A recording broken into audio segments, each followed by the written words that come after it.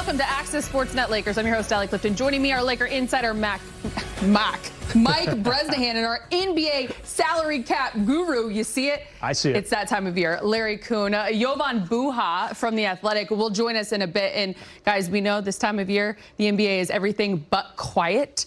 However, we're going to start and focus on the Lakers first. Before free agency started, this is what the Lakers were looking at in terms of available money. Correct, Larry? That's right. So the salary cap just came out. Now, they're doing something special last year and this year because of COVID.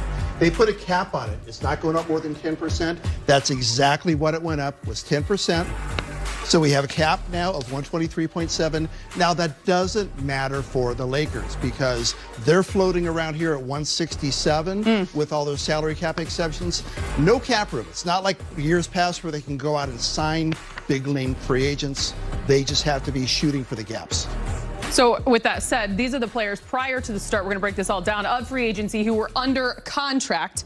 And that looks as such, 129 plus of salary just between the three of LeBron, AD, and Russ. The Lakers already over the cap.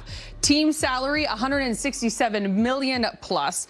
So not a lot to work with from the jump. Not a lot. So they have what are called exceptions, little pockets of money that teams get to spend. There's a big one, a big mid-level. The Lakers could spend it, but they'd be crazy to do so because that triggers that hard cap that they suffered from. So instead, there's a smaller one they can spend and not trigger the hard cap.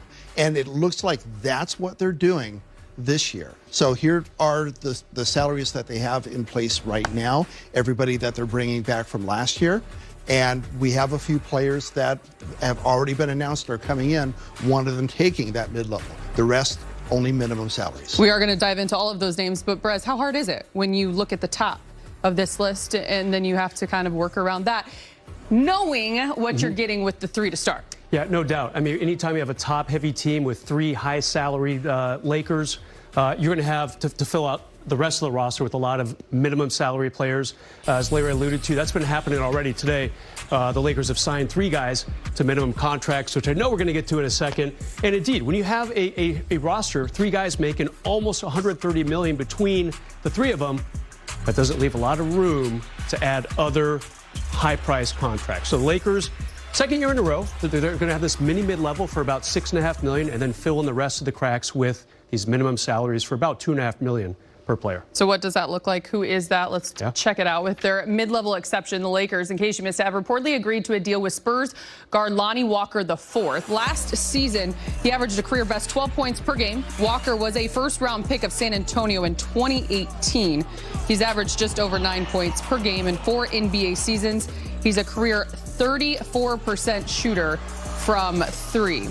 And say hello again, Laker Nation, to Damian Jones. Familiar, he's coming back to the Lakers on a 2-year deal, reportedly for the veterans minimum. Jones, who played 8 games for the Lakers 2 years ago, played center for Sacramento last season. He scored a career best 8 points per game for the Kings on 66% shooting.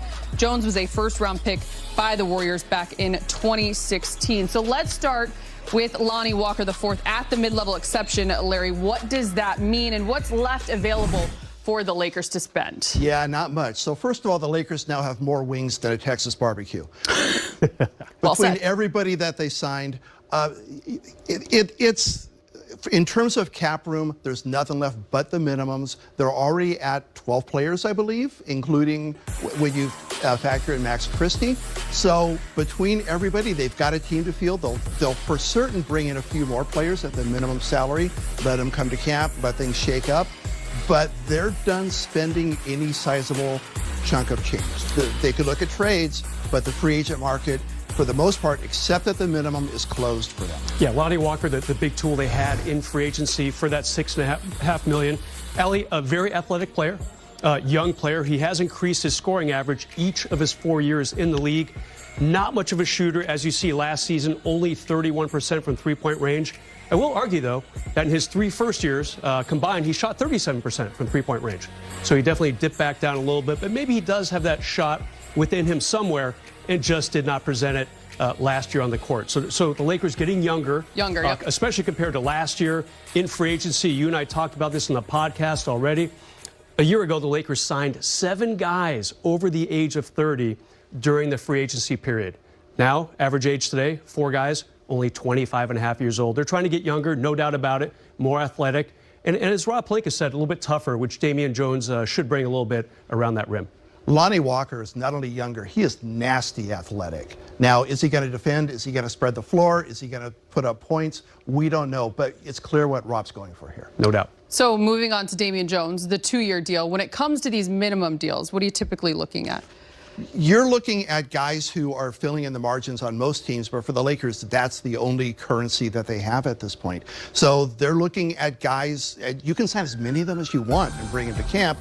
You just got to shake it all out before the season starts. So if they're looking at a bunch of guys, you know, a bunch of wings, a bunch of guys who can come play the perimeter and bring them to camp, see what shakes out, they're looking to see if they can field a really good roster by the time they get to November. And Damian Jones right here, a little bit of size, 6'11", 27 years old. I liked his last 2 weeks of the season for the Sacramento Kings. He got a lot of playing time, about 30 minutes a game. He did a lot with it, about 17 points and 7 rebounds, again, over the last half dozen or so games of the regular season. Sacramento, tough times up there. Weird center rotation throughout the season. Got rid of Marvin Bagley Jr. right before the trade deadline. Opened up some time for Damian Jones. And he showed that, indeed, he has a future in the NBA. Lakers grabbing him with a 2-year deal.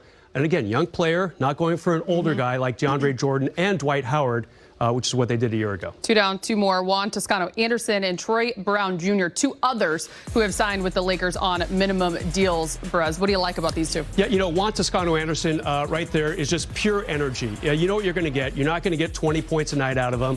He's 29 years old, one of those guys who kind of had to find his way around the world almost before he finally stuck with an NBA team a couple years ago. Definitely an energy type of guy there. Does a little bit of everything. You know, nothing too crazy there. And the fourth one, I'm blanking on right now. Troy Brown Jr. Thank you, Troy Brown Jr. Yep. Still getting to know these guys. He went from Washington to Chicago as part of a trade about 1.5 years ago. And with Washington, he had some moments where it's like, okay, this guy can play. His second year in the league, and he was a decent high draft pick, right around the middle of the first round. He had a couple games where, you know, he'd get like 19 and then 21 and then 19. And then he would kind of flip back to the other side. A little bit inconsistent in his time with Washington. Got traded to Chicago. A lot of good guards there. We know a couple of them. Lonzo Ball, Alex Caruso, kind of a numbers crunch for him, but he still did play 63 games for the Bulls last season. You like the value for those picks? I do. Yeah. At the minimum? Yeah. Can't go wrong. Yeah. I think when it comes to the Lakers, obviously having seen what we did a season ago, the spacing, the defense getting younger, they've addressed it so far. Yeah, definitely got to work on shooting. They still got a couple spots left on the roster. That, you know, not a lot of shooting from the guys today, but that's what the rest of free agency is going to be all about. Shooting comes at a premium too. Yeah, you got that right. Ready for this news? From players who are in the building to players who are not. Fan favorite Malik Monk. He is headed to the state capitol, according to multiple reports. The Kings and Monk have agreed on a 2-year deal with $19 million. Monk averaged a career-high 13.8 points last season and shot 39% from 3. Even Malik himself, coming to LA a season ago, knew that he had something to prove. This deal right here for him, obviously a reflection that he proved just that. Yeah, no doubt. The Lakers could have only spent about $6.5 million. They would have been their full mid-level. Instead, he said, okay, I appreciate what you did, Lakers. I got to do something for me now. And indeed, 2 years, $19 million. So he got a nice little pay bump. This guy was a minimum salary guy last year, making about $2.5 million for the Lakers. He's going to get almost 4 times that in his first year with the Kings. He showed what he could do, had a good, solid second half of the season. He can hit threes. He's very athletic around the rim. That's the thing that kind of surprised me the most, watching him day in and day out. Really strong as a finisher, strong dunker. So I think it's a pretty good deal for Sacramento. Pretty crowded backcourt up there, though, for sure. Yeah, in terms of the comparison, if you look at Malik versus Lonnie Walker, you could say that Walker's a direct comparison and a replacement for him. Maybe not as strong of a finisher, but still, that's what the Lakers are going to. Figure that the role that Malik Monk played last year is what Lonnie Walker will play this year. Look, I think we all wanted to keep Malik Monk for obvious reasons, but look, he deservedly got a contract. $10 million he worked for it. He earned it. Yeah, good for him. Look at you, Larry. You don't just talk numbers. You know hoops, too. I'm like an onion. Love it. Love having you here. More to come on Access. The Lakers have made some signings, including bringing back Damian Jones. Jovan Buha breaks it down on the other side. Plus, the entire league is buzzing. Kevin Durant wants to be traded. All-star DeJounte Murray already has been traded. Lots going on, and it's just day one of NBA free agency.